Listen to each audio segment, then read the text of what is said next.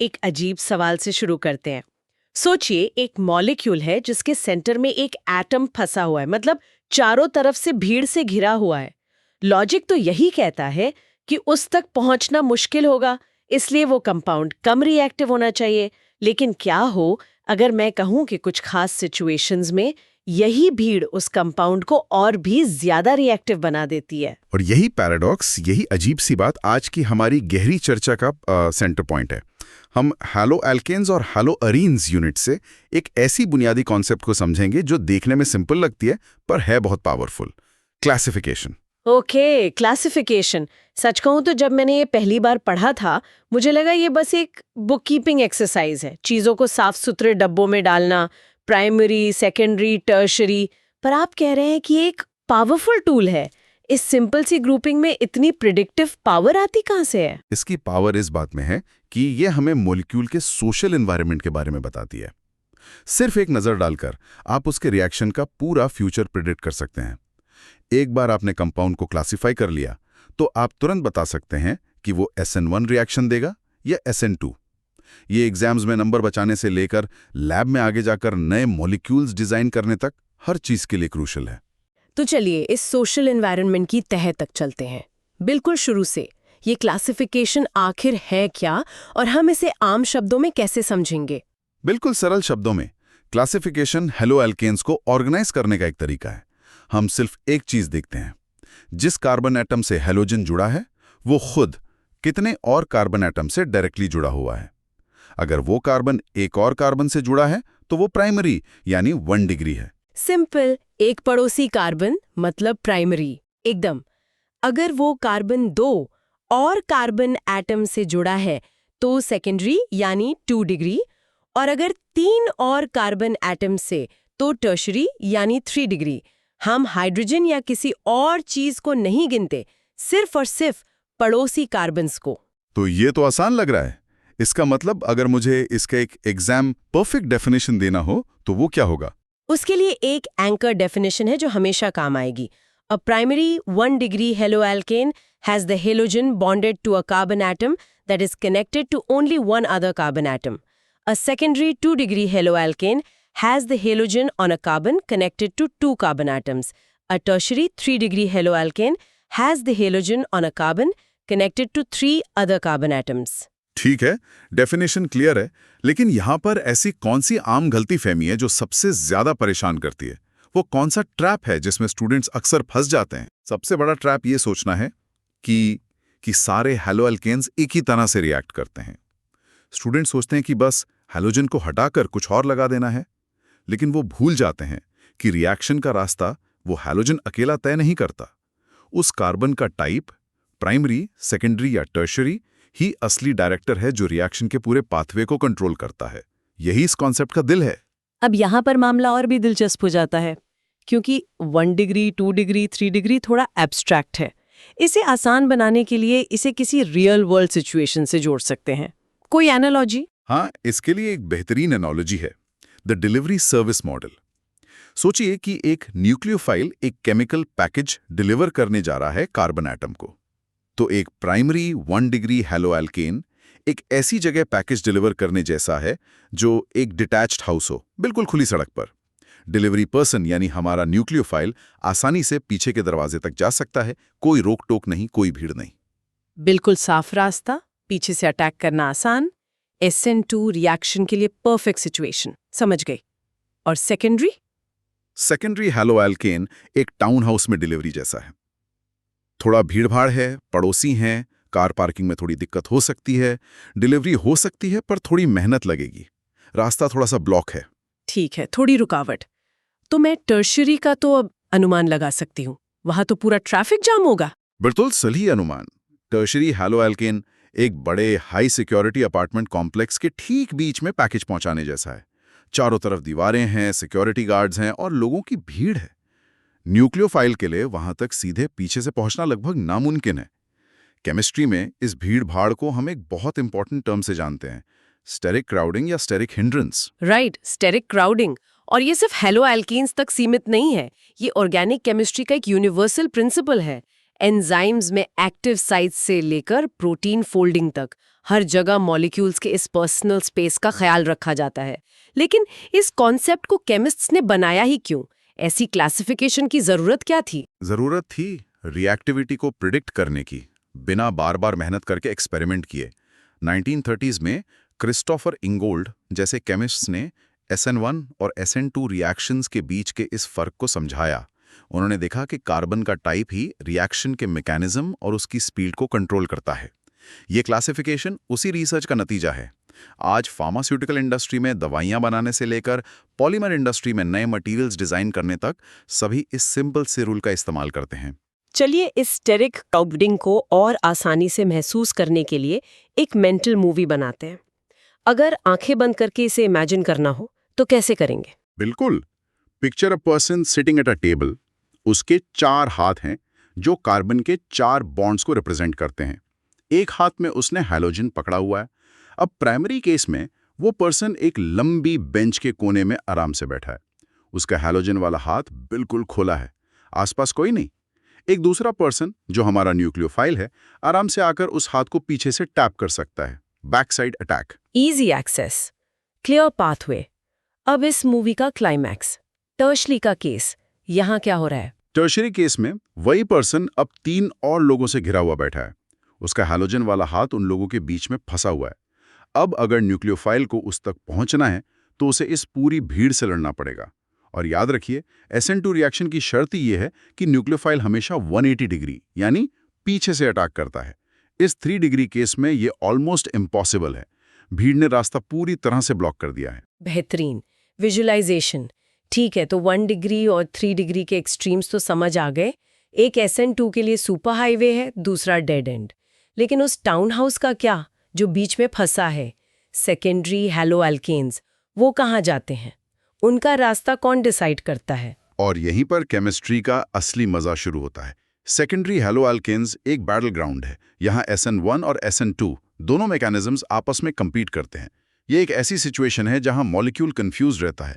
इसका नतीजा इस बात पर डिपेंड करता है कि आसपास के हालात कैसे हैं। अच्छा, तो यहाँ पर क्लासिफिकेशन अकेले सब कुछ डिसाइड नहीं करती। हाँ, और भी फैक्टर्स हैं जो पिक्चर में आते हैं। जैसे कि न्यूक्लियोफाइल कितना स्ट्रांग है। अगर एक बहुत ही स्ट्रांग एग्रेसिव न्यूक्लियोफाइल है तो वो भीड़ को चीरता हुआ SN2 कर सकता है। लेकिन अगर न्यूक्लियोफाइल कमजोर है तो वो इंतजार करेगा कि हैलोजन खुद निकल जाए और कार्बोकैटायन बने, यानी SN1 का रास्ता लेगा।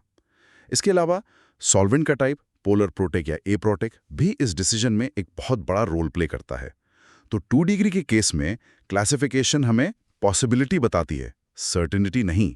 तो इसका मतलब 2 डिग्री हैलो एल्केन्स सबसे वर्सेटाइल हैं। कंडीशंस बदलकर हम उन्हें SN1 या SN2 दोनों में से किसी भी रास्ते पर भेज सकते हैं। ये तो सिंथेटिक केमिस्ट्री में बहुत काम की चीज होगी। बिल्कुल, यही वजह है कि 2 डिग्री हैलो एल्केन्स को समझना इतना जरूरी है। वो हमें सिखाते हैं कि केमिस्ट्री हमेशा ब्लैक एंड व्हाइट नहीं होती। अक्सर सबसे इंटरेस्टिंग चीजें ग्रे एरियाज में होती हैं। ठीक है, तो अब जब हमने थियोरी, एनालॉजी और इस ग्रे एरिया को समझ लिया है, इसका लैब में क्या असर दिखता है? क्योंकि आखिरकार केमिस्ट्री एक्सपेरिमेंट्स के बारे में है। लैब में इसका असर बिल्कुल साफ और ड्रामेटिक होता है। अगर हम 1-ब्रोमोप्रोपेन, जो कि एक 1 डिग्री हैलो एल्केन है, लेते हैं और उसमें एक्वस KOH डालते हैं, तो रिएक्शन पलक झपकते ही बहुत तेजी से SN2 के थ्रू हो जाता है। हैलोजन आसानी से रिप्लेस हो जाता है। क्योंकि वो हमारा डिटैच्ड हाउस वाला केस है, पीछे का दरवाजा पूरा खुला है, न्यूक्लियोफाइल के लिए कोई ट्रैफिक नहीं। एकदम। लेकिन जब हम टर्ट ब्यूटाइल ब्रोमाइड, जो कि एक 3 डिग्री हैलो एल्केन है, के साथ सेम रिएक्शन करने की कोशिश करते हैं तो कुछ अलग ही होता है। वहां SN2 तो हो ही नहीं सकता स्टेरिक क्राउडिंग की वजह से। तो मॉलिक्यूल एक अलग रास्ता चुनता है। पहले ब्रोमीन एटम धीरे धीरे निकलता है और एक कार्बोकेटायन बनाता है। इसलिए रिएक्शन शुरू में बहुत स्लो होता है और फिर कार्बोकेटायन बनने के बाद फास्ट हो जाता है। पूरा मैकेनिज्म ही बदल गया। फैसिनेटिंग। तो क्लासिफिकेशन ने सिर्फ स्पीड नहीं, रिएक्शन का पूरा कैरेक्टर ही बदल दिया। टेक्नोलॉजी में स्टेरिक क्राउडिंग का कोई आम एग्जाम्पल है जिसे हम रोज देखते हैं? बिल्कुल है, और एक बहुत ही फेमस एग्जाम्पल है पुराने रेफ्रिजरेटर्स और एसीज में यूज होने वाला फ्रियॉन या CFC12। उसका फॉर्मूला है CF2Cl2। आप देखेंगे कि इसमें कार्बन एटम 2 क्लोरीन और 2 फ्लोरीन एटम से जुड़ा है। ये एक फुली हैलोजनेटेड, बहुत ही क्राउडेड कंपाउंड है। इसका मतलब वहां भी स्टेरिक क्राउडिंग बहुत ज्यादा है। बहुत ज्यादा। इसका कार्बन एटम इन बड़े हैलोजन एटम से इतना घिरा हुआ है कि वो नॉर्मल कंडीशंस में बिल्कुल इनर्ट यानी नॉन रिएक्टिव रहता है, किसी भी चीज से आसानी से रिएक्ट नहीं करता। यही इनर्टनेस उसकी अच्छी बात भी थी, और बाद में ओजोन लेयर के लिए सबसे बुरी बात भी साबित हुई, क्योंकि वो इतना स्टेबल और नॉन रिएक्टिव था कि वो बिना टूटे स्ट्रेटोस्फेयर तक पहुंच गया, जहां यूवी रेज ने उसे तोड़ दिया। ये एक परफेक्ट एग्जाम्पल है कि कैसे मॉलिक्यूलर स्ट्रक्चर उसकी रियल वर्ल्ड प्रॉपर्टी और इम्पैक्ट को डिसाइड करता है। प्रिसाइजली। ये क्लासिफिकेशन हमें ऐसी प्रॉपर्टीज को मॉलिक्यूलर लेवल पर समझने में मदद करती है। यही तो वो काउंटर इंट्यूटिव बात है जिसकी हमने शुरू में चर्चा की थी। मैं अभी भी उस पैराडॉक्स पर फंसी हुई हूँ। 3 डिग्री कंपाउंड जिसमें हैलोजन इतना घिरा हुआ है, वो हमेशा सबसे कम रिएक्टिव होना चाहिए, पर हमने अभी देखा कि वो SN1 में रिएक्ट करता है। ये थोड़ा कंफ्यूजिंग है। ये एक बहुत ही कॉमन मिसकंसेप्शन है और इसे क्लियर करना सबसे जरूरी है। जब हम कहते हैं रिएक्टिविटी, तो हमें सवाल पूछना चाहिए, किस रिएक्शन के लिए रिएक्टिविटी? हाँ, 3 degree haloalkanes SN2 reaction के लिए बहुत बहुत स्लो हैं, प्रैक्टिकली अनरिएक्टिव हैं, लेकिन वो SN1 रिएक्शन के लिए सबसे फास्ट होते हैं। लेकिन ऐसा क्यों? अगर भीड़ SN2 को रोक रही है, तो वो SN1 को फास्ट कैसे बना सकती है? क्योंकि दोनों रिएक्शंस का मैकेनिज्म अलग है। SN2 में न्यूक्लियोफाइल को कार्बन तक पहुंचना पड़ता है, SN1 में न्यूक्लियोफाइल इंतजार करता है। उसका पहला स्टेप होता है हैलोजन का निकलना और एक कार्बोकेटायन का बनना। और 3 डिग्री कार्बोकेटायन अपने 3 कार्बन पड़ोसियों के इलेक्ट्रॉन डोनेटिंग इंडक्टिव इफेक्ट के सपोर्ट की वजह से बहुत स्टेबल होता है। उसकी स्टेबिलिटी एक रॉक स्टार जैसी है जिसके 3 बॉडीगार्ड्स हों। अच्छा, तो 3 डिग्री हैलो एल्केन आसानी से अपना हैलोजन छोड़ देता है क्योंकि उसे पता है कि उसके बाद जो कार्बोकेटायन बनेगा वो बहुत स्टेबल और आराम से रहेगा। एकदम सही। इसलिए रिएक्टिविटी हमेशा ज्यादा या कम नहीं होती, ये इस बात पे डिपेंड करती है कि हम कौन सा रिएक्शन पाथवे देख रहे हैं। 3 डिग्री हैलो एल्केन्स SN2 के लिए स्लो हैं, पर SN1 के लिए सबसे फास्ट, और 1 डिग्री हैलो एल्केन्स SN2 के लिए फास्ट हैं, पर SN1 के लिए ना के बराबर, क्योंकि उनका 1 डिग्री कार्बोकेटायन बहुत अनस्टेबल होता है। चलिए, अब इस पूरी चर्चा के सबसे इंपॉर्टेंट पॉइंट्स को एग्जाम सेफ तरीके से लॉक कर लेते हैं ताकि कोई कंफ्यूजन ना रहे। सबसे पहला और बुनियादी रूल, ये 1 डिग्री, 2 डिग्री, 3 डिग्री का आधार क्या है? हम क्या काउंट कर रहे हैं? जरूर, ये पॉइंट्स बिल्कुल क्रिस्टल क्लियर होने चाहिए।